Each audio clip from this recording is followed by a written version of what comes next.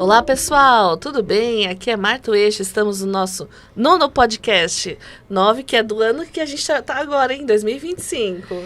É isso aí, Juliana Lustosa. Sou Débora Desotti. Olá, eu sou Josi Leite. Seja bem-vinda, Josi. Uma honra ter você com a gente. Sua história inspiradora. Josi, que é leonina, ela é enfermeira obstétrica, parteira, terapeuta holística e energética com intervenções assistidas com equinos. Acupunturista, fisioterapeuta, aromaterapeuta, biomagnetismo, constelação sistêmica familiar e Cosmic Mother pela Timalu Center. Gente. Nossa senhora, hein? Tudo isso? Por onde a gente começa agora? Martinha, fitoterapeuta, fisioterapeuta não. Fitoterapeuta. Ah, tá Falei bom. fito. Então, Josi, primeira pergunta, a gente sempre começa pela vida mundana. Então, como que você chegou até a obstetrícia? Um dia você acordou e falou, vamos ajudar crianças a nascer? Bom, primeiro é um prazer estar aqui. Gratidão, Obrigada. meninas, pelo convite. Eu acho que, se já é o 9º encontro, olha só, uma gestação natural tem 9 meses, né? Então, acho que já é uma sincronicidade isso também.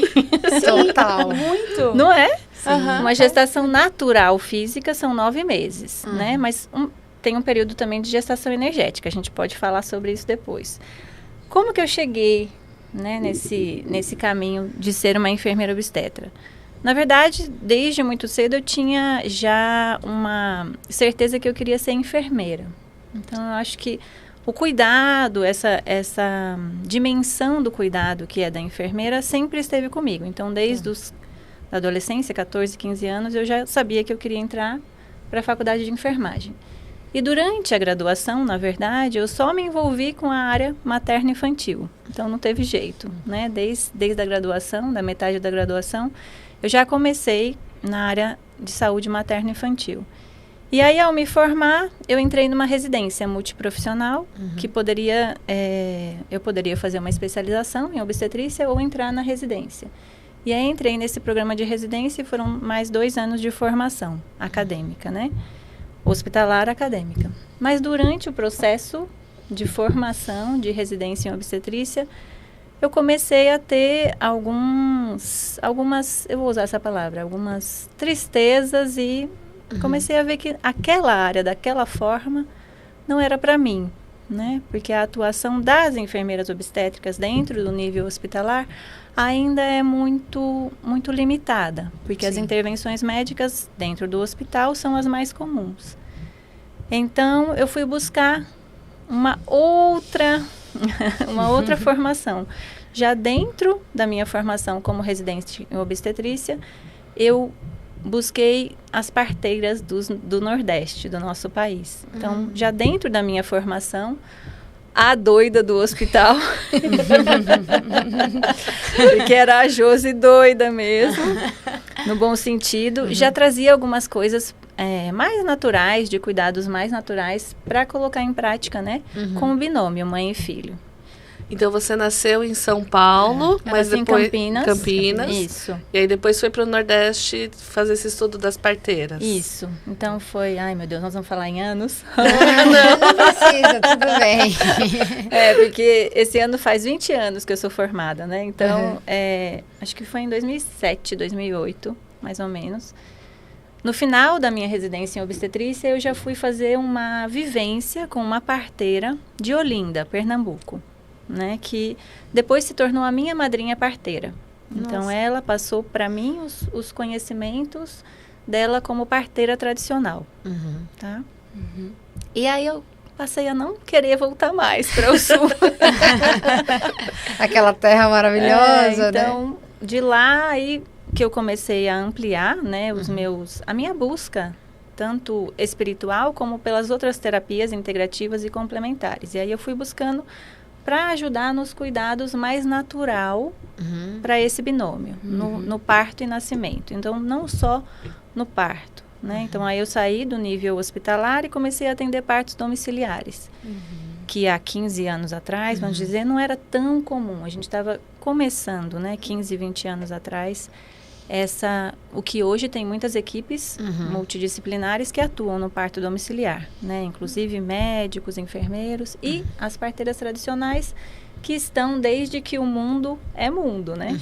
Vamos dizer, a parteira tradicional acho que é a primeira profissão, né? Que sempre nasceu pessoas, não foi? Sim. Precisou de alguém para receber. E olha que curioso. Enquanto a gente está gravando o podcast, a gente tem uma amiga que está em trabalho de parto. Ela mandou mensagem pra gente agora há pouco. Uau. Acabou de vir isso aqui. É um bebê que tá nascendo lá em Santos. Parto normal. Olha só. Olha que Nesse legal. lugar do natural. Do natural. Sim. É, vamos mandar bênçãos pra ela. Que as parteiras espirituais estejam com ela, né? João Vicente, o bebê.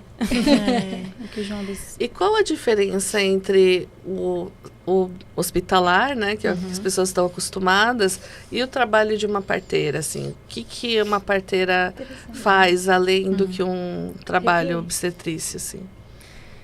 Então, se nós formos considerar que o nascer e o morrer são processos naturais da vida, então nascer é natural, concordam? Sim. Só que de mais ou menos da década de 50 para cá, houve uma institucionalização, né, desse cuidado com a vida. Então, tudo foi levado para dentro do hospital. Tá. Né? Nascer e morrer era comum e natural que se acontecesse em casa. Né? Então, sempre havia, sim, um acompanhamento de alguma pessoa da comunidade. Né? E quem era essa pessoa na comunidade? Principalmente as parteiras. Né, as parteiras tradicionais que recebiam os ensinamentos através das suas ancestrais, da sua mãe, da sua avó, da sua bisavó. Então, esses saberes eram passados através das gerações, né? Essa é a principal diferença. Então, dentro do hospital, a gente vai atrás de um conhecimento acadêmico. Então, a gente tem a formação, que é convencional. Então, no caso da obstetrícia e da enfermagem, você tem que fazer a graduação, que são 4 anos, e mais a especialização ou a residência, que daí é um tempo maior, né? De 2 anos, mais 2 anos. Que foi o que eu fiz. Então, a diferença é essa. A enfermeira obstétrica, ela vai receber os saberes acadêmicos, né? E que são, sim, médico-centrados, porque está no nível hospitalar. E tudo que sai de um nível natural de casa e que vai para o hospital, é comum que tenha intervenções médico-centradas. E a parteria tradicional, não. Ela traz esse saber natural de acompanhar um evento que é o nascimento e que é natural.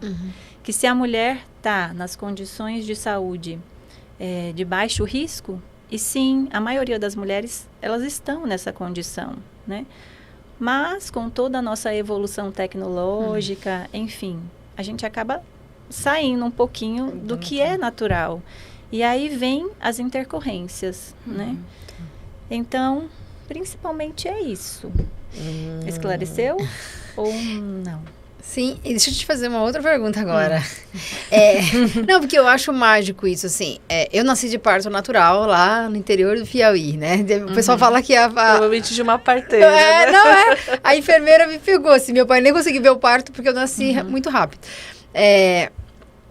E eu acho, e minha avó, né, esses dias atrás a gente estava conversando com a minha avó traz essa sabedoria, né, ela vai falando essas coisas e tal. Como é que você vê essa integração, por exemplo, a sua parte hospitalar, né, que você fez acadêmica e tal, com essa sabedoria ancestral? Eu acho que isso é uma potência, sabe, assim, que a gente tem para o mundo, e eu fico feliz de ter alguém aqui para falar isso.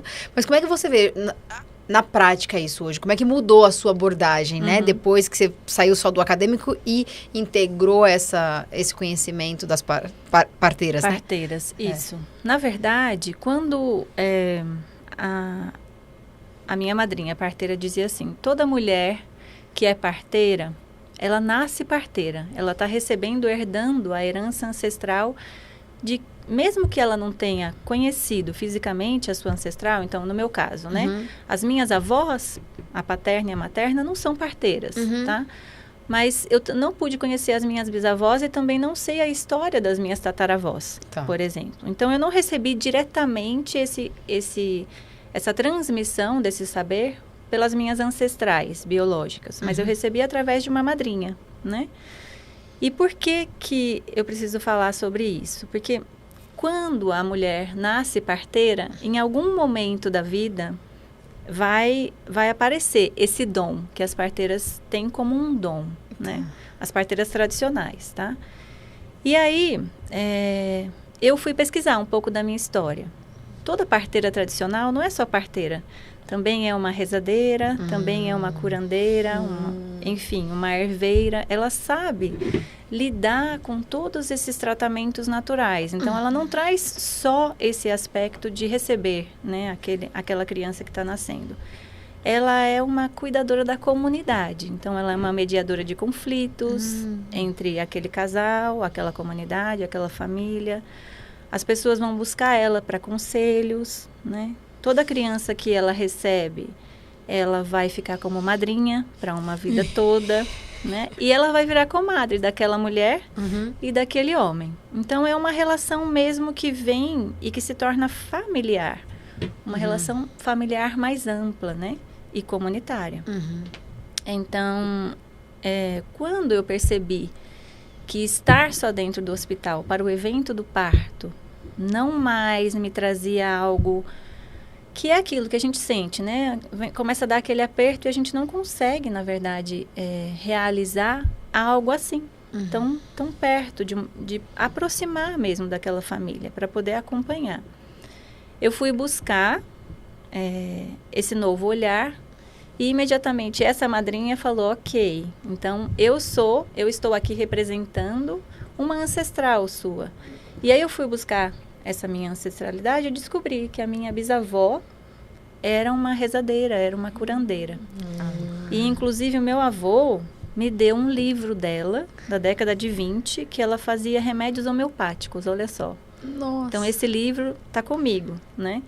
Aí foi uma certeza de que realmente eu sou a pessoa que herdou esse dom, né? Porque eu tenho uma das minhas irmãs, é farmacêutica, mas ela nunca se interessou em estar com esse livro. Então, o livro veio para minha mão, entregue pelo meu avô, o filho dessa minha bisavó.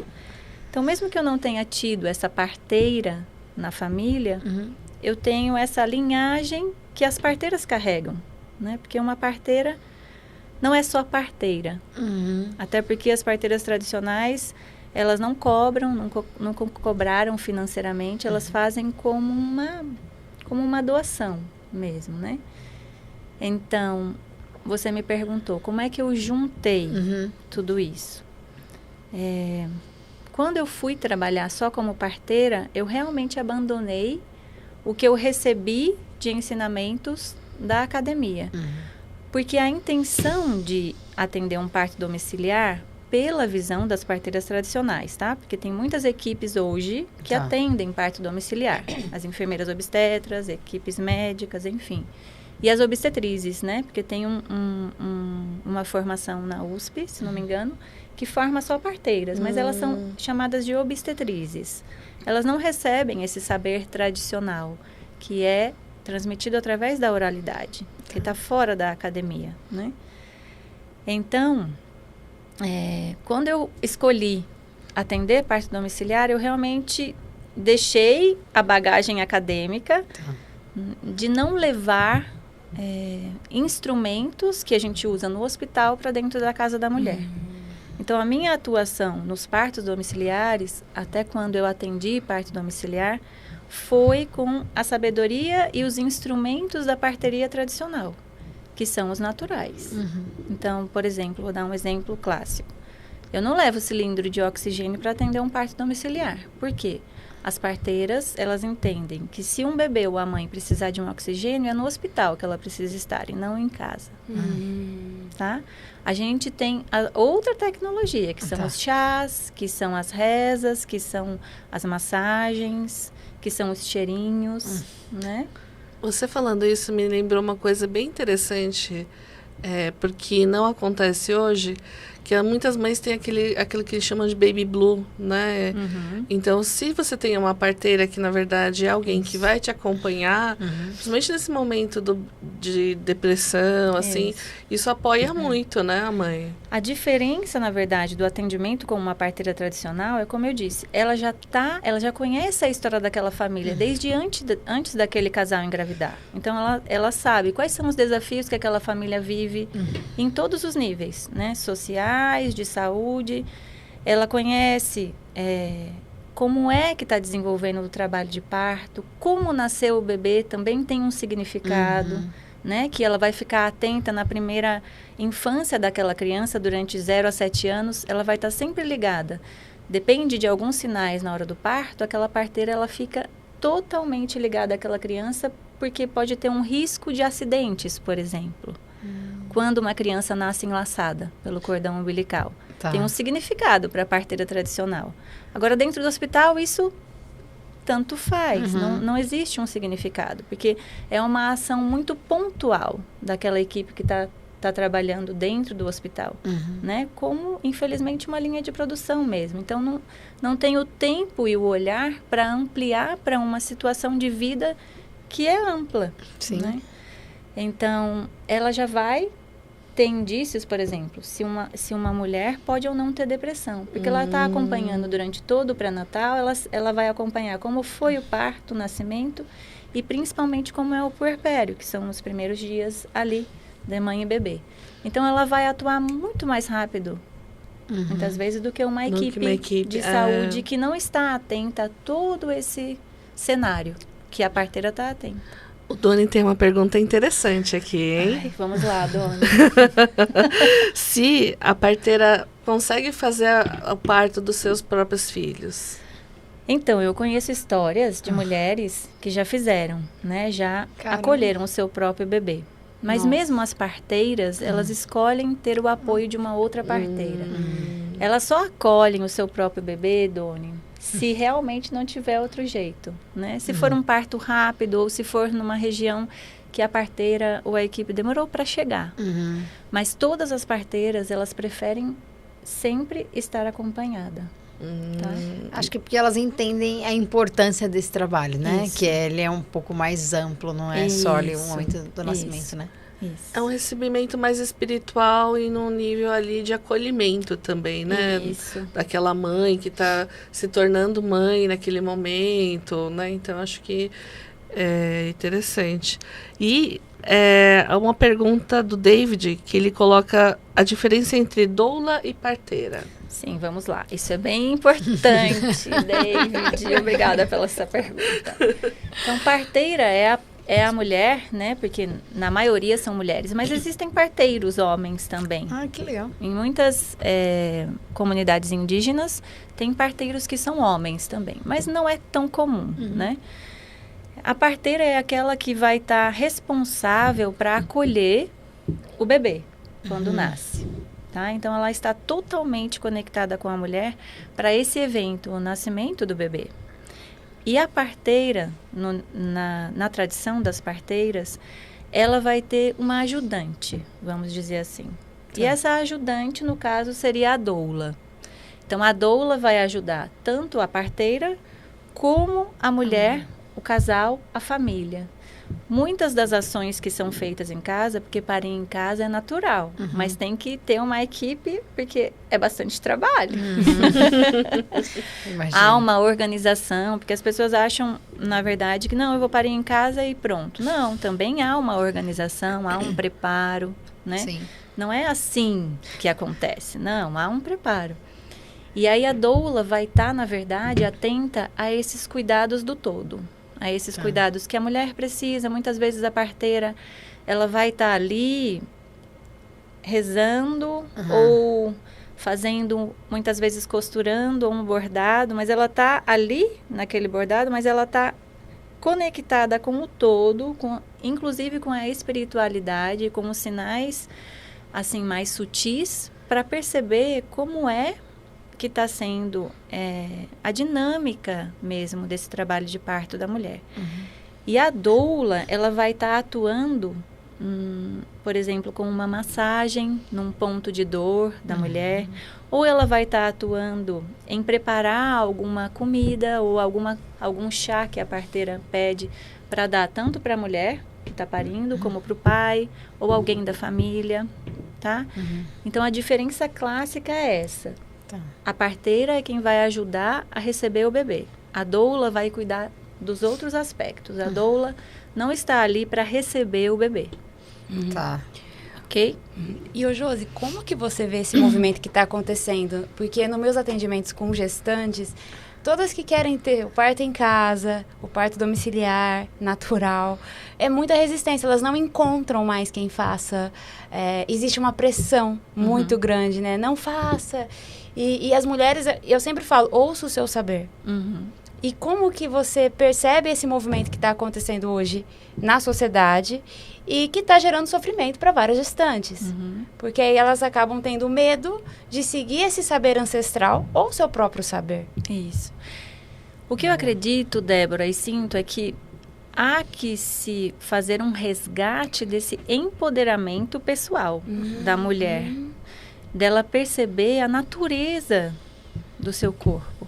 Tem uma parteira que eu gosto muito também, que é uma parteira tradicional mexicana, mas ela mora no Brasil já há muitos anos. Ela diz assim, se parir de cesárea fosse natural, toda mulher teria nascido com um zíper na barriga.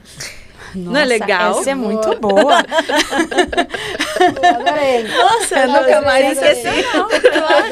Então, você é tão sábio, né? A natureza da mulher é parir de forma natural, de forma vaginal. A minha avó de teve forma 4 normal. filhos em casa. Mas o que acontece, né? Por uma história que a gente sabe, e que tem a ver aí com as questões de gênero, né? O maior poder de um ser humano é parir. Porque imagina, gente, isso que a mulher nasceu com esse poder de gestar, de criar dentro de si um novo ser e de parir, de colocar na vida, literalmente, uma nova vida. Então, isso é muito poder, vocês concordam comigo? Instintivo. Total. E instintivo. E natural. E natural. Então, tem, né, toda uma história aí que justifica, mas a gente não precisa ficar. De tirar esse poder natural da mulher. Né? Então, e sempre através do medo da dor. Porque dói. Parto normal dói. Isso é real, né? Mas a quantidade da dor, ou... a minha madrinha parteira sempre disse uma frase que também me marcou muito e eu levo comigo. A quantidade da dor vai ser igual à quantidade do medo. Total sentido. Faz muito sentido. Porque a dor sem o medo, ela é só uma dor. E passa. E todas as mulheres que vão parir, que parem de forma natural, normal, dói muito. Mas pariu, passa. Ela não sente mais a dor física. Nós estamos falando da dor física. Mas existe a dor emocional, a dor social, tudo o que envolve aquele processo de gestação, aquele processo de parto e aquele processo de nascimento que muitas vezes vem com tantas coisas envolvidas. Né? Como que aquela mulher engravidou, se ela engravidou porque ela quis, se foi uma gravidez inesperada, se ela tem um parceiro, se ela não tem, se ela é mãe solo, se ela não é, se ela tem um respaldo, um acompanhamento de familiares ou não. Sim. Tudo isso soma a dor física. Então, se fosse só a dor física, seria algo mais simples, eu acredito. Sim. Tá? Até porque a dor física ela acontece, mas os hormônios que são liberados durante o trabalho de parto são os hormônios que são liberados quando a mulher tem tá namorando, quando ela tem uma sensação de prazer. Então, também existem os partos orgásticos. Vocês já ouviram falar sobre isso? Não. Conte-nos mais sobre isso. Você quer saber mais sobre partos orgásticos? Escute Josi agora. Então, se os hormônios que são liberados durante o trabalho de parto e o parto são os mesmos hormônios que são liberados durante a relação sexual, quando nós fazemos um bebê, né? A mulher que estiver preparada mesmo e que estiver livre, fluida, para que a natureza aconteça através do corpo dela, ela vai sentir prazer na hora do parto. E é uma coisa maravilhosa. Que lindo isso. Porque eu já pude presenciar partos prazerosos, partos orgásticos. Só que não dentro do hospital. Porque imagine, você vai mesmo conseguir ter um parto orgástico dentro do hospital, com muitas pessoas que você nunca viu ali te olhando, você toda despida, né? E às vezes, muitas vezes, né? Nos hospitais, escolas, que tem ainda os alunos olhando naquele vidro, é uma coisa que é impossível. Invasiva, né? Impossível. É invasivo, né? Agora, em casa, acontece os partos orgásticos, né? E é maravilhoso, porque as mulheres, elas vão em segundos da dor ao prazer e do prazer à dor, da dor ao prazer. Então, a gente consegue reconhecer, na verdade, por exemplo, um grito, né? Que muitas vezes no hospital a equipe fala, não grita. E eu falava, pode gritar. Grita o quanto você quiser. Só quando eu percebia que ela estava gastando muita energia no grito, eu falava assim, agora respira. Mas pode gritar, porque através do grito e através da abertura da boca, essa boca aqui de cima, a boca lá de baixo também começa a abrir. Então, toda a estrutura física que a gente tem aqui de glote, epiglote, existe uma foto bem legal, que depois eu posso mandar para vocês verem, comparando aqui essa região de glote e epiglote, é a mesma abertura vaginal. É lindo. Interessante. Nossa, então, quando a mulher, às vezes, está fazendo força aí, não vai abrir. Ela tem que fazer força. Ela tem que colocar para fora.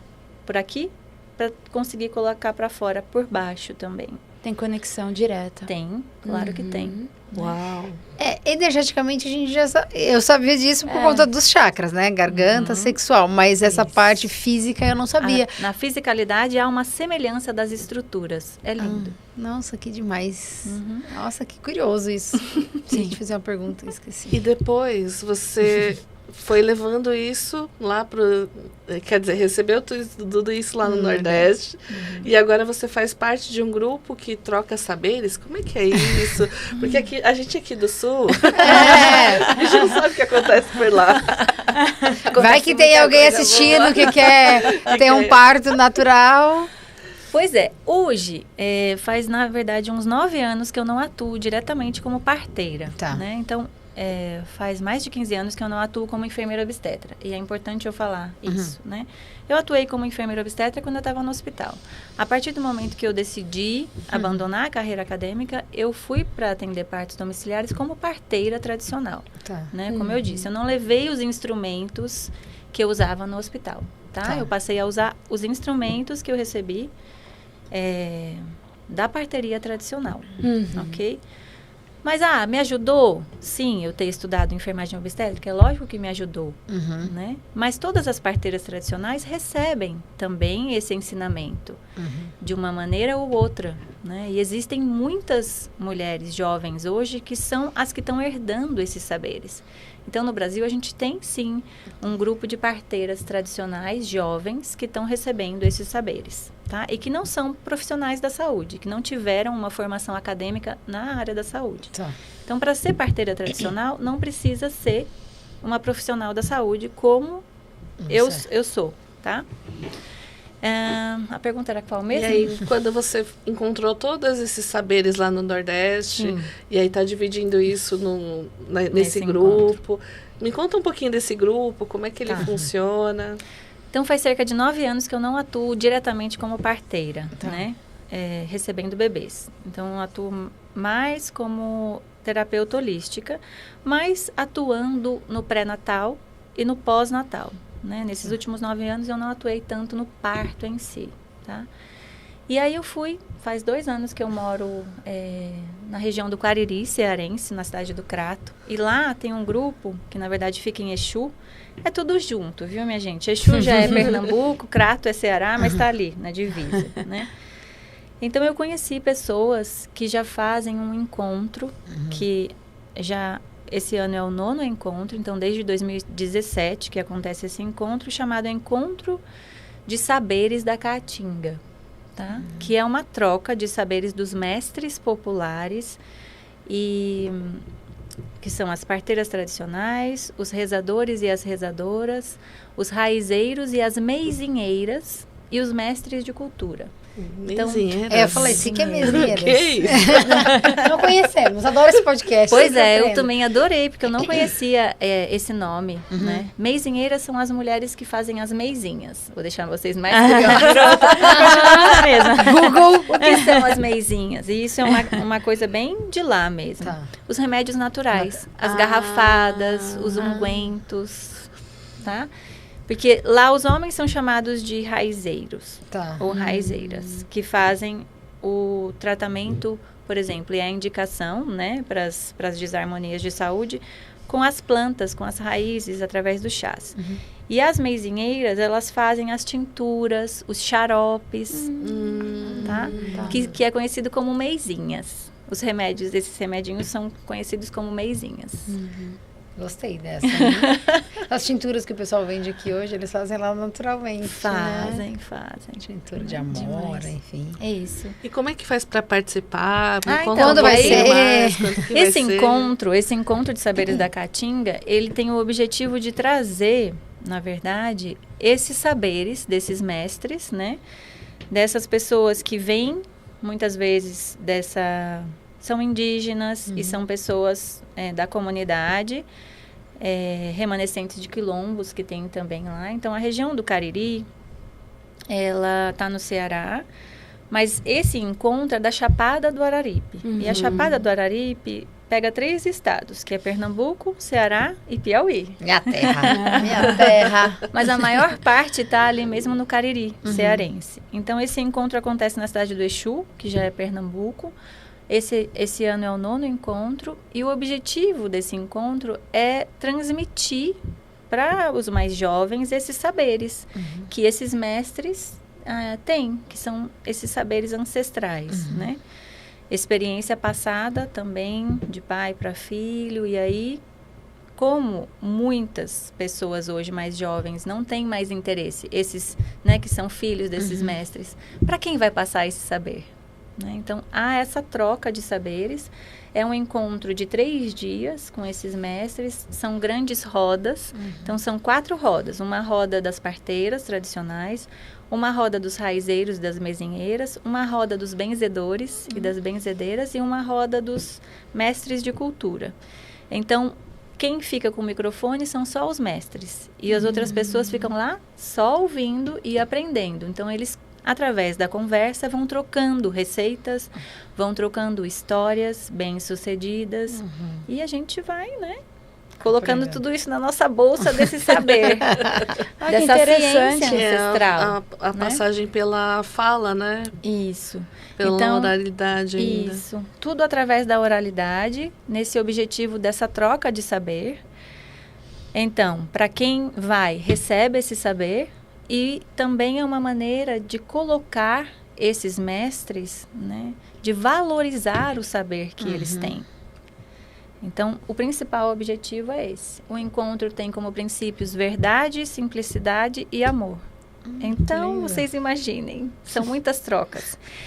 E são 3 dias do encontro principal, mas 5 dias que antecedem o encontro, acontecem oficinas que vários terapeutas do mundo inteiro, porque tem pessoas também de fora do Brasil, vão de maneira voluntária oferecer. Então, a gente pode oferecer oficinas de terapias que têm uma referência também aos valores do encontro, né? Simplicidade, verdade e amor. E os tratamentos naturais, né? Tudo o que faz referência a uma cura mais natural, tá? Então, é uma troca maravilhosa. São dias, assim, de muito poder e profundidade, assim, nas trocas. É maravilhoso. E aí, para a pessoa conseguir encontrar lá, tem algum site, algum lugar para a gente ela tem se encontrar? um site no Instagram, Saberes da Caatinga. Saberes da Caatinga aqui embaixo, ó. Procura lá. Saberes da Caatinga. Se você se interessou. O encontro desse ano começa dia 19 de janeiro. Aí dia 19, 20, 21, 22 e 23 são essas oficinas que acontecem, que os terapeutas de forma voluntária oferecem, tá? Aí no dia 24, 25 e 26 é esse encontro com os mestres. Aí é muita celebração. É muita celebração. Nossa, que interessante. E vocês têm a intenção de fazer outros nesse ano? O encontro acontece sempre uma vez por ano. E geralmente na segunda quinzena de janeiro. Entendi. Tá? Esse encontro veio de uma caminhada que acontece já há mais tempo, que é a caminhada de troca de saberes. Que foi iniciada pelo seu Antônio Alencar, que é uma pessoa natural lá do Exu. E o objetivo dessas caminhadas é passar por comunidades tradicionais, quilombolas, indígenas e por regiões, principalmente do Nordeste, para realizar essa troca de saberes. Então, a caminhada se iniciou ontem e vai até o dia 18 de janeiro. E aí as pessoas da caminhada já saem direto para o encontro de saberes. Então, é bem legal. Tudo conectado. Esse ano está acontecendo a caminhada no litoral lá de Fortaleza. Já vai caminhando, deixando o que precisa no caminho. Passar na praia. Então, os caminhantes levam algo do seu saber para essas comunidades tradicionais e as comunidades tradicionais também ofertam algum saber a essa troca. A diferença entre a caminhada e o encontro é que na caminhada, o que é trocado de saber fica com as pessoas. Já no encontro de saberes da Caatinga, a intenção também é expandir esses saberes tradicionais. Então, é para que todos tenham acesso a esses saberes, a essa ciência ancestral. Eu gosto dessa palavra. Eu também gosto. Ciência ancestral, né? Muito legal.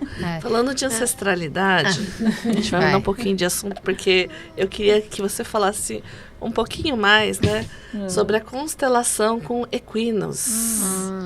Boa. Porque a gente está falando de ancestralidade, né? Constelação tem tudo a ver com essa parte ancestral. E como é que os equinos chegaram até você? Falaram, oi, vamos constelar. Deu aquela... Dos bebês aos equinos. Dos bebês aos equinos, é verdade. Então, os cavalos, né, os equinos de maneira geral, chegaram na minha vida, assim, em 2017. A primeira ação terapêutica que eu participei com a intervenção dos equinos foi em 2017, que eu fui lá em Recife, na época eu morava lá, atrás de constelação com cavalos, né? Essa foi a primeira vez que eu tive acesso. Aliás, a Ana Paula tá online. Ela tá? E que foi com a querida mestra, professora e irmã, Ana Paula Samico, que tá lá em Recife, nossa querida. E eu fui, junto com meu esposo, na época, numa semana que a minha sogra tinha falecido. Então, foram fenômenos que aconteceram assim, que eu já era consteladora familiar na época, então me chamava a atenção, né? Eu queria entender e sentir. Não tinha contato nenhum com animais de grande porte, como os equinos. Então, quando eu cheguei na arena, assim, eu já, enfim, a Ana Paula com a maior naturalidade, muito, assim, super amiga daqueles seres que são gigantescos e que pesam toneladas, né? Então, eu já entrei com muito medo, né? Eu reconheço que eu tinha medo. E já a primeira coisa que o cavalo demonstrou ali, porque é incrível, eles são muito rápidos, minha gente. Aí ela veio, ele fez um movimento lá de relincho e algo perto de mim que eu fiquei paralisada. Ela disse assim pra mim: eles estão dizendo para você ficar tranquila, que tá tudo bem aqui. Aí eu falei assim, eu acredito nessa mulher. Mas aí eu comecei a ficar mais tranquila, mesmo. E depois aconteceram outros fenômenos naquele dia que eu falei assim, gente, como é possível? Ela não sabe a minha história. E só dela ver o que o cavalo tá mostrando para ela de movimentos, ela vem e fala coisas tão certeiras para mim, como é que ela pode saber disso, né? Então, é um trabalho incrível, porque, como ela mesma diz, os cavalos não deixam a gente esconder nada. Eles são certeiros, né? E aí, do ano passado para cá, eu fiz a formação com ela, que é um curso que ela disponibiliza de forma híbrida, que ela chama, online e depois um momento presencial, uma imersão presencial com eles. que é curso em intervenções terapêuticas assistidas com equinos. Então, é mais amplo, não é só a constelação sistêmica familiar. A constelação sistêmica familiar é uma abordagem que a gente pode fazer junto da assistência dos cavalos, tá? Mas é o que está mais conhecido hoje, é a constelação com cavalos. Mas ela até diz, se falar só da constelação, a gente vai reduzir esse potencial que os equinos estão com os seres humanos no serviço para a vida. Sim. Então, eu gosto de falar também que é algo assim, os cavalos, os equinos, são animais que estão com a humanidade há muito tempo, né? E que estão servindo a humanidade e a vida há muito tempo. Sim. E eles são considerados os animais mais sensíveis, né, que existem. Eles têm um campo de percepção sensorial, auditivo, visual, e de todos os... sensorial, ampliado, né? Sem contar que quando você já fica perto de um cavalo, a ressonância, a biorressonância que eles estabelecem com a gente através do coração é incrível.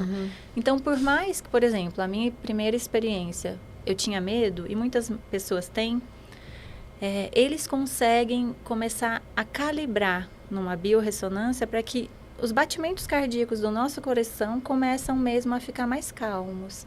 Entra num padrão mais calmo, né? Sem contar que o campo eletromagnético do coração do cavalo é 5 vezes maior que o nosso. Então, eles conseguem já sentir a nossa presença a mais de 3 metros. E aí, depois de 2017, eu comecei a acompanhar muitas intervenções com a Ana Paula em Recife. E é incrível, porque as coisas acontecem mesmo antes de fisicamente a gente estar lá com eles. Parece mágica, e é. O chakra do coração mas do cavalo já alcança. Alcança. E é uma magia real, né? Então, por isso que essas intervenções com os cavalos, elas estão sendo muito utilizadas, por exemplo, no meio das crianças neurodiversas, né?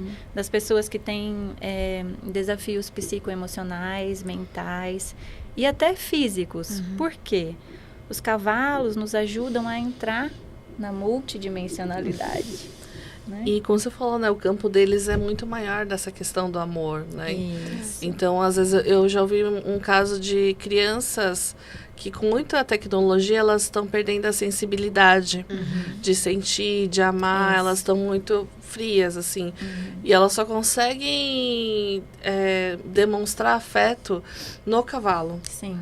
No animal, ele não consegue demonstrar, por exemplo, afeto para a mãe, afeto para o pai, mas, né, chega o bichinho lá e, né, ele quebra aquela couraça e vai trabalhando aquela criança, né, é que ele faz essa biorressonância, o nome é esse, ele faz essa biorressonância e começa a calibrar esses níveis mesmo, para liberar os hormônios mesmo em nós, de tranquilidade, enfim, de aceitação, e nos ajudam a acessar esses corpos, né? Não só o corpo físico, mas o corpo quântico, o corpo cósmico e a multidimensionalidade. Então, é uma coisa maravilhosa, gente. Se eu pudesse dormir com um cavalo todos os dias, eu dormia.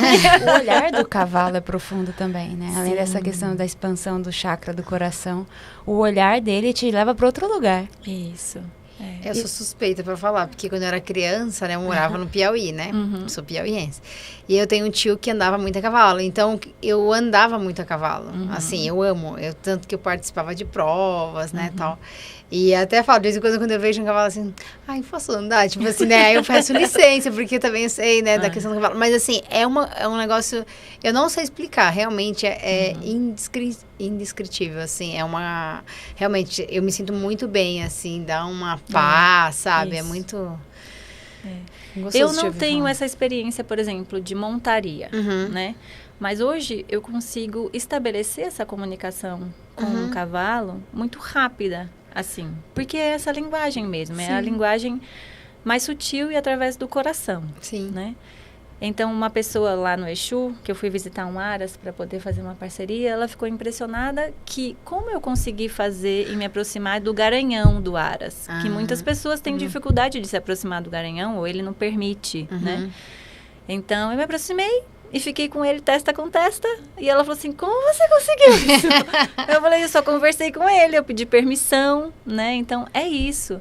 É você estabelecer uma comunicação amorosa com aquele ser, né? E não olhar o cavalo só como algo que vai fazer um trabalho pelo ser humano. Não. E eles são telepatas, né? São. A Ana falou assim, orgulho de você.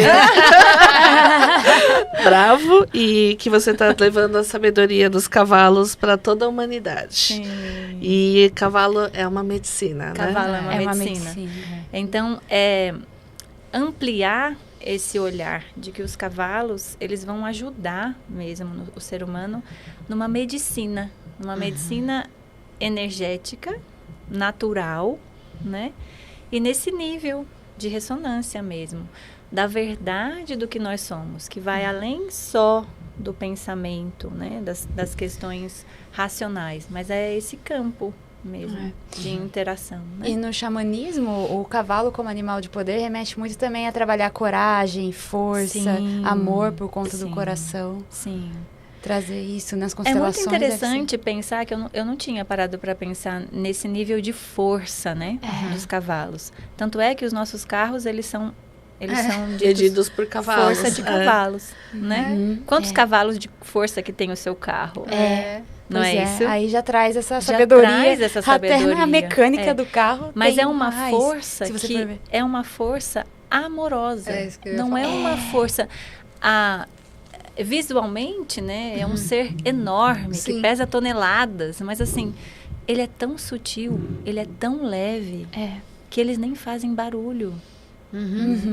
Eles são muito discretos, eles estão muito no mundo sutil, né?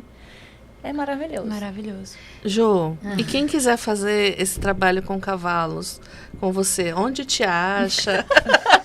Assim, Jô, adorei esse trabalho. Que eu quero fazer uma pergunta aqui, mas vamos mudar de assunto. Então, vai aí, Fê. Só antes da gente falar sobre isso, posso só contar uma experiência que foi muito profunda e que eu vivi com a Ana Paula, só para não esquecer. Em julho ou junho desse ano, nós estávamos juntas em Recife e nós fizemos um atendimento juntas para uma pessoa que estava em tratamento oncológico, fazendo quimioterapia, radioterapia. E é uma terapeuta também, que trabalha com terapias. E nós fizemos um atendimento de medicina energética dos cavalos. Então, junto com o traje TTA, que vocês já conhecem. Isso, já vamos mudar, já vamos para esse assunto. Vamos para esse assunto, a gente vai chegar lá. Foi incrível, porque aconteceu mesmo uma materialização. Então, uma das éguas que a Ana Paula tem lá no espaço que ela trabalha em Recife, fez um trabalho físico no corpo da pessoa que nós estávamos atendendo. Nossa. Então, literalmente, a égua vomitou algo assim, foi uma coisa preta, e não é comum os cavalos vomitarem. Então, depois que a égua trabalhou toda a coluna vertebral da pessoa, ela ia dando sopros. Foi uma coisa mágica. Nossa, assim. gente, tô ela ia dando sopros na coluna vertebral da pessoa que estava em cima do tarmarro, no nosso tapete do traje TTA. Ela foi dando sopros. E eu e a Ana Paula, nós ficamos tão paralisadas com aquilo que a gente ficou muito tempo sem falar sobre aquilo depois. Ela falou que foi a cavala passarinha.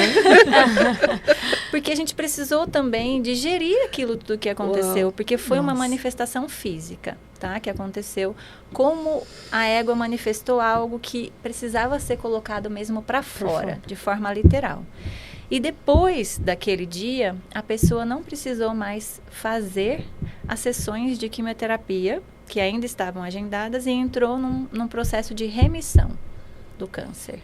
Nossa. Então, é algo ainda que a gente está num processo de compreensão. Num processo de compreensão, da gente, né, até escrever sobre isso, com a permissão da pessoa e tudo. Então, foi uma experiência, assim, muito forte, real, que daí eu falei assim, não, eu preciso mesmo trabalhar com a assistência desses seres. Então, hoje eu estou no Crato, no Cariri cearense, Exu, Crato, Juazeiro do Norte, Barbalha, toda aquela região. e buscando parceiros, né? Eu até já ganhei um cavalo, mas eu ainda não tenho onde levar o cavalo. Gente, então se quiser ajudar a patrocinar o trabalho da Jo. Mas tem uma pessoa querida lá, que é uma amiga de uma outra terapeuta, que falou assim, eu quero te ajudar nesse trabalho, você já tem um cavalo, pra onde eu levo? Eu falei assim, calma, deixa eu arrumar um lugar. Nossa, tá com casinha. Cuidado do cavalo. Mas é isso, eles estão aparecendo. E a Ana repete isso, quando tá pronto, os cavalos vão aparecer. E um já apareceu. E no Encontro de Saberes da Caatinga, nós vamos fazer uma oficina juntas, eu, Ana Paula e mais 2 terapeutas, que é a Gigi e a Terce, da medicina dos cavalos. Ai, que demais. Que linda. Então, quer participar da clínica da Josi, elas vão estar lá no Cariri fazendo esse Saberes trabalho. da Caatinga. Saberes da Caatinga. Isso, compartilhando um pouquinho dessa medicina dos cavalos. Vamos? E é contagiante, eu tava ouvindo a música É. dos Saberes da Caatinga ontem à noite. E eu já fiquei com vontade de... Vamos? Bora! As coisas são cocriadas aqui nesse podcast. Esse podcast tem isso também, né? Tem duas coisas aqui que eu queria trazer. Eu quero entrar nesse assunto aqui do Timalu, mas antes, como você falou tanta coisa de você, eu queria saber o que o mapa da Josi fala de tudo isso. É uma leonina. Fala um pouco pra gente aí. Leonina super integrada com natureza, Gaia. E spoilers pra 2025? Spoilers, quero. Por favor, Das traga sinalizações. O mais interessante aqui é perceber, eu falo, todo mundo que vem nesse podcast tá alinhado com a alma, porque eu olho o mapa e falo, nossa, que gostoso de ver, né? Porque há um alinhamento do propósito de alma com as experiências aqui nessa dimensão. E para 2025, tá muito forte aqui, ativando seu propósito de alma mais ainda. Mais cavalinhos para a Josi. Mais espaço para os cavalinhos. Aqui é no sentido de você estar criando um espaço mesmo, porque está na área de bens físicos mesmo, imóveis, concreto. Júpiter passando por essa área de questões de imóvel, de terra. Então, é você realmente criando um espaço para estar fazendo essas experiências com os cavalos e comunicando. Porque está em Gêmeos. E é o que eu falei pro David também. 12 anos o Júpiter para fazer esse movimento. Então, daqui 12 anos que esse ponto é ativado de novo. Entendi. Então, essa ativação, ela não está acontecendo por acaso, esse podcast e é um não trabalho por de 12 anos que você vai fazer. Então, você imagina que começa agora, sua parteira, e você vai trabalhar 12 anos com isso, que é o trabalho de Júpiter. E é o que a gente estava conversando. Tem um ponto no seu mapa sobre Roda da Fortuna em Câncer, que fala sobre o nutrir, o parir, o gerar. E que o parir é muito mais amplo do que parir bebês. É muito mais amplo, tem várias dimensões sobre o parir. Então, nesse estágio de você ser parteira, é uma parteira ligada com esse espaço físico que está sendo chamado mesmo. Ai, obrigada. Acho que é o ponto principal. E como é que é parir cosmicamente? Isso aí. Já que estamos chegando. Essa era o que eu tô aqui, preciso saber disso. Como é parir cosmicamente. O que é esse? Antes disso, a Ana Paula falou assim, mais cavalinhos, eles todos estão chegando. Os cavalinhos estão chegando. Unicórnio, já vem unicórnio. Pois é, parir cosmicamente. Então, tem uma amiga querida, Samara Simões, que é uma parteira tradicional lá do Cariri. E que está me trazendo de volta para essa questão do ser parteira, né? Beijo, Samarica Parteira. Ela é Samarica Parteira. Vocês já ouviram a música do Gonzagão que fala da Samarica Parteira? Não. Depois manda para nós. Eu mando. Então, e eu repito para ela que ela diz, uma vez parteira, sempre parteira, né, Jojo, minha irmã? Eu falo, uma vez parteira, sempre parteira. Mas eu entendo hoje que o meu ser parteira não é só para acolher os bebês. Vem como uma parteria cósmica de trazer essa energia do novo, da nova humana, para todos que escolhem renascer como novo e nova humana. Então, ser parteira cósmica, eu sinto que é isso. Ajudar no processo de nascimento do novo humano, da nova humana, sem precisar renascer como bebê aqui na Terra. Respondi? E aí? E aí, como é que foi para você todo esse processo, né? De trazer esse novo humano, de se conectar? Quando que todas essas energias estelares começaram a chegar para você? Essas energias começaram a chegar principalmente no ano de 2019 e 2018, né? Quando eu fui conhecer um pouquinho do Stargate e de Lily Wong e Robert Coxon, né? Acompanhando as canalizações de Cryon, nós chegamos a toda essa galera aí, que é tudo da mesma família cósmica, né? Não tem jeito. Então, quando eu ouvi, na verdade, em 2019, Lily Wong, nessa linguagem não linear, nessa linguagem multidimensional, cósmica, e que ela chama de linguagem Akhuna, eu tive um renascimento de dentro para fora, né? Aquela sensação de eu não estou entendendo nada, mas eu estou sentindo tudo. Então, a minha cabeça dizia, o que é isso? Mas o meu corpo vibrava, né? E eu chorava de alegria por sentir que eu compreendia o que ela estava falando, né? E a partir daí, eu comecei a visualizar, a sentir e a buscar essa linguagem. Então, acho que foi através do meu renascimento, né? Que eu agora posso facilitar outros renascimentos ou nascimentos. Isso é presencial, online? Como que funciona? Alguém fala, nossa, quero saber como isso funciona. Conta mais. O que eu faço? Isso funciona presencial, e é uma delícia estar presencial, né? Através dos atendimentos terapêuticos. Então, no meu atendimento terapêutico hoje, eu disponibilizo todas as técnicas que eu pratico. Então, as terrenas e as multidimensionais, mas também as estelares. Mas também acontece atendimentos online, né? Com os cavalos, inclusive, é possível fazer online. A pessoa fica conectada. Hoje, a tecnologia, né? A gente consegue se conectar. E o mais interessante foi quando a gente fez o traje lá, né? Isso. Então, a formação que nós fizemos... A formação foi incrível. Exatamente, porque você percebe a sabedoria do animal sem necessitar da explicação terrena. Isso. Nossa. Então foi muito incrível, assim, a junção desses dois saberes. Falei, uau. Porque são seres que estão para nos apoiar também nessa evolução consciente, já, né? Então, é possível fazer o atendimento online também com todas essas tecnologias. Só agendando e, enfim, né? Combinando para que a gente esteja no ambiente, e se for com os cavalos, esteja com os cavalos. E observe o que os cavalos vão mostrando de movimentação, né? E a gente vai interagindo com a pessoa. É isso. O que mais? Eu vou contar uma agora. Quando eu conheci a Josi, eu olhei pra ela e falei assim, como você lida com tantos pleiadianos na sua casa?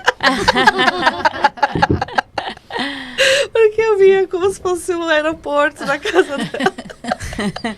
E eu morava numa casa que tem é uma casa assim... E, gente, quando a gente chegou lá, eu vi essa casa num sonho. Quando eu tive uma gestação, que não nasceu fisicamente, o bebê conversou comigo no sonho, que foi em 2012. Aí o bebê disse que não era para ficar triste, nem eu, nem o pai dele, que ele ia voltar. Mas que enquanto isso, olha só o recado, era pra gente trabalhar muito, comprar muitas terras. Olha só! Tudo se encaixando. Porque do lugar que ele vinha, ele gostava de muitas terras. Olha e ele só. ele mostrou o lugar certinho. E eu estava na época, em 2012, em Curitiba, atendendo um parto. Então, quando eu voltei para Pernambuco, eu contei o sonho pro meu marido. E aí ele falou assim, bom, a gente estava procurando sítios, né? Numa região chamada Xangrande, que fica entre Recife e Caruaru. E aí, ele falou assim, não, mas você não vai gostar porque é muito longe esse sítio, tem que passar por uma barragem de água, é muito complicado. Era ele que não tinha gostado. Aí, quando eu fui visitar, gente, era exatamente o lugar que o meu bebê tinha me mostrado em sonho. Nossa. Então, quando eu falei pra ele... Tô arrepiada também. Foi. E nós moramos lá durante 10 anos, né? Que é lá em Pernambuco. E o sítio tá lá ainda. E foi essa casa que a Marta disse, porque no centro da casa tem uma piscina. É uma loucura, assim. Quem construiu essa casa foi bem maluco, mais do que eu. E um telhado, a gente nem tinha telhado na época, e a gente fez um telhado transparente. E a casa fazia muitos barulhos quando a gente chegou lá. E muitas pessoas diziam que a casa era mal assombrada, mas a gente nunca acreditou nisso. Então, realmente, no espaço que a Marta viu, e é conhecido, Xangrande é uma cidade que é conhecida com naves extraterrestres. Um artista muito conhecido, né? De avistamentos. Um artista muito conhecido da cidade, inclusive, tem isso pintado, relatos da década de 50 e 60 de naves. Então ela viu o aeroporto de naves lá em casa. E essa fase na sua vida teve muito movimento? Teve muito movimento. Muito. Só um comentário da dona Ercília, que ela fala no traje de TTA que a égua chorou e foi muito importante para ela. Sim. Então você vê que tem uma conexão muito forte nos saberes aí, né? Sim. Mas é interessante. Porque eles nos ajudam, né, Martinha, a acessar com mais facilidade o corpo. Os corpos, corpo físico, quântico, cósmico, né? Porque eles também são seres multidimensionais. Sim. Eles estão aqui nessa realidade física, mas eles também têm esse DNA espiritual. E eu acho que como não tem essa questão do racional, de querer entender tudo, eles só transitam, né? Isso. E fica mais fácil deles transmitirem a mensagem, né? Isso. Nossa, eu quero passar por uma experiência dessa. Eu também. Vamos para Exu, minha gente, agora no final de janeiro. Então, eu tô ajustando os ainda planos. Dá tempo, testando. E eles estão com essa missão de contribuir com o novo humano. Sim, os cavalos.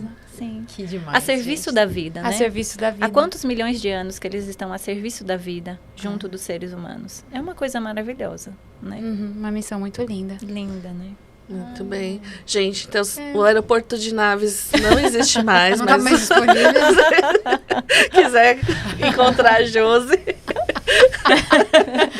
Hoje eu tô lá no Cariri Cearense, na cidade do Crato, no alto da Chapada do Araripe, do lado da floresta. Vão nos visitar. Vai ser muito bom receber visitar vocês a Josi, lá. conhecer os cavalos dela, a Ana. Isso. A Joana também. Sim, Joana.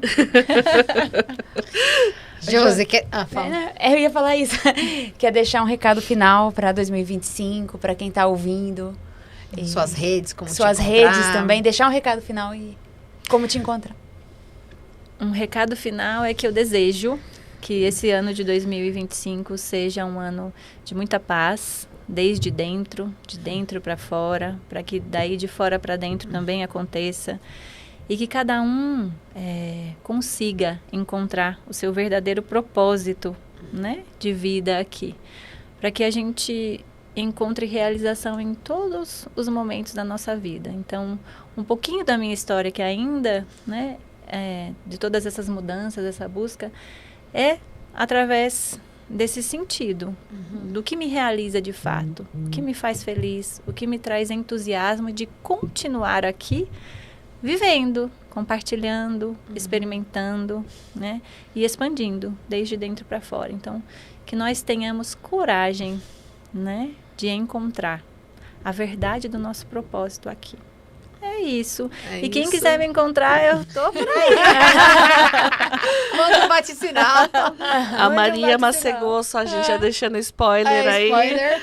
Ela falou que foi show, muito legal. David também agradeceu a live. Okan também agradecendo. Todo mundo vendo a nossa live aqui, muito legal. Gratidão todo mundo. Gratidão, meninas, por esse espaço e estar com vocês aqui foi uma delícia. Foi, né? Foi. Parece que foi 10 minutos, né? Viu como aqui dentro tem outro tempo e espaço? Foi, ainda mais com todo esse sistema aqui que o Doni faz, ó. Doni, parabéns, Doni. Sistema. Não, deixa um like só pelo Doni, porque é o trabalhão. Esse sistema estelar aqui. Valeu, Doni. O Doni cria pra gente. Deixa um comentário lá, hashtag Doni arrasa.